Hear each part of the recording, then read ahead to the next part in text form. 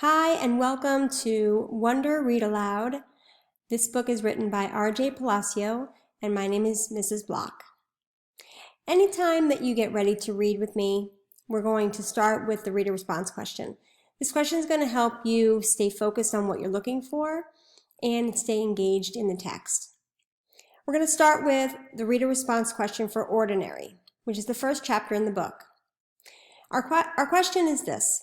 Compare ordinary and extraordinary. How are they similar and how are they different? Give an example of each. Let's begin.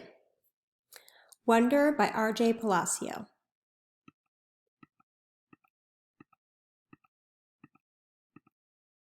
Part 1, August. Fate smiled and destiny laughed as she came to my cradle. Natalie Merchant, Wonder. Ordinary. I know I'm not an ordinary 10-year-old kid. I mean, sure, I do ordinary things. I eat ice cream, I ride my bike, I play ball. I have an Xbox. Stuff like that makes me ordinary, I guess. And I feel ordinary, inside, but I know ordinary kids don't make other ordinary kids run away screaming in playgrounds. I know ordinary kids don't get stared at wherever they go. If I found a magic lamp and I could have one wish, I would wish that I had a normal face that no one ever noticed at all. I would wish that I could walk down the street without people seeing me and then doing that look away thing. Here's what I think. The only reason I'm not ordinary is that no one else sees me that way. But I'm kind of used to how I look by now. I know how to pretend I don't see the faces people make. We've all gotten pretty good at that sort of thing. Me, Mom and Dad, Via. Actually, I take that back. Via's not so good at it. She can get really annoyed when people do something rude. Like, for instance, one time in the playground, some older kids made some noises. I don't even know what the noises were exactly because I didn't hear them myself. But Via heard and she just started yelling at the kids. That's the way she is. I'm not that way. Via doesn't see me as ordinary. She says she does, but if I were ordinary, she wouldn't feel like she needs to protect me as much. And Mom and Dad don't see me as ordinary either. They see me as extraordinary. I think the only person in the world who realizes how ordinary I am is me. My name is August, by the way. I won't describe what I look like. Whatever you're thinking, it's probably worse. Pause now to answer your reader response question.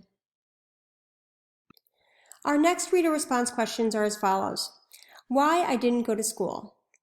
Why doesn't Augie go to school? And what caused Augie's mom to give up her career as a children's book illustrator? Remember to highlight your answer in the color of the question in your text. Why I didn't go to school. Next week I start 5th grade. Since I've never been to a real school before, I am pretty much totally and completely petrified. People think I haven't gone to school because of the way I look, but it's not that. It's because of all the surgeries I've had. 27 since I was born. The bigger ones happened before I was even 4 years old, so I don't remember those. But I've had 2 or 3 surgeries every year since then, some big, some small. And because I'm little for my age, and I have some other medical mysteries that doctors never really figured out, I used to get sick a lot. That's why my parents decided it was better if I didn't go to school. I'm much stronger now, though. The last surgery I had was 8 months ago, and I probably won't have to have any more for another couple of years. Mom homeschools me. She used to be a children's book illustrator. She draws really great fairies and mermaids. Her boy stuff isn't so hot, though. She once tried to draw me a Darth Vader, but it ended up looking like some weird mushroom-shaped robot. I haven't seen her draw anything in a long time. I think she's too busy taking care of me and Via. I can't say I always wanted to go to school because that wouldn't be exactly true. What I wanted was to go to school, but only if I could be like every other kid going to school. Have lots of friends and hang out after school and stuff like that. I have a few really good friends now. Christopher is my best friend, followed by Zachary and Alex. We've known each other since we were babies, and since they've always known me the way that I am, they're used to me. When we were little, we used to have playdates all the time, but then Christopher moved to Bridgeport in Connecticut. That's more than an hour away from where I live, in North River Heights, which is at the top tip of Manhattan. And Zachary and Alex started going to school. It's funny, Even though Christopher's the one who moved far away, I still see him more than I see Zachary and Alex. They have all these new friends now. If we bump into each other on the street, they're still nice to me though. They always say hello. I have other friends too, but not as good as Christopher and Zach and Alex were.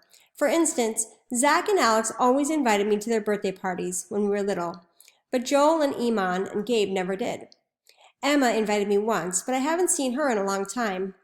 And of course, I always go to Christopher's birthday. Maybe I'm making too big of a deal about birthday parties.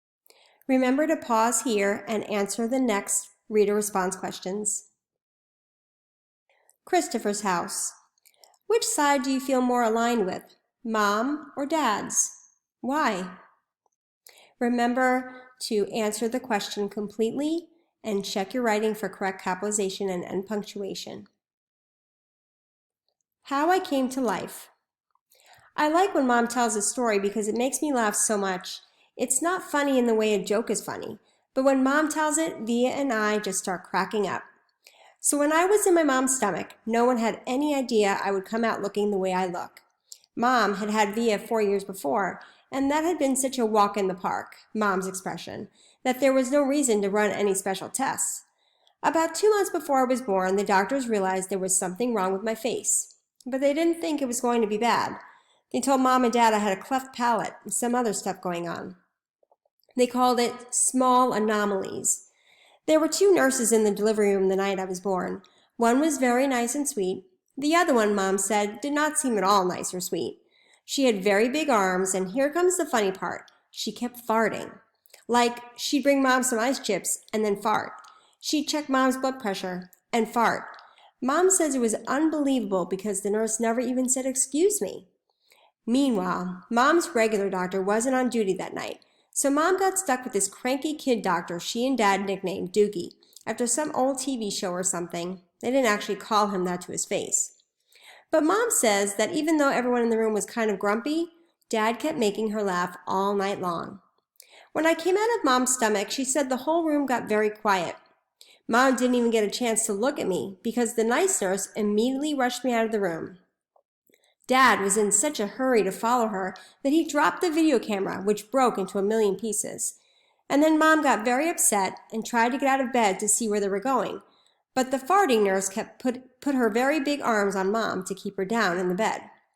They were practically fighting because Mom was hysterical and the farting nurse was yelling at her to stay calm. And then they both started screaming for the doctor.